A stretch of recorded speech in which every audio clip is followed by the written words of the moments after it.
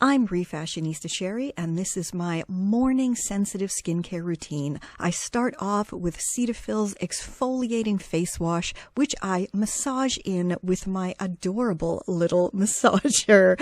Then, of course, it's time to rinse everything off, and once that's done, I gently pat my face dry, and now it's time to move on to my Glow Recipe Toner. I absolutely love this. It is so refreshing, and of course, after the toner, we need the Glow Recipe Dewdrop Serum, and this really gives my skin a wonderful glow to it, and I feel so refreshed. Next, CeraVe's eye cream, which I just gently pat all around my sensitive eye area. And next, CeraVe moisturizing cream, and I put a healthy amount onto my skin because my skin is quite dry. And last, Equate moisturizing lotion, and I just find this really gives a lovely finish to my skin. And of course, follow it up with some gua sha.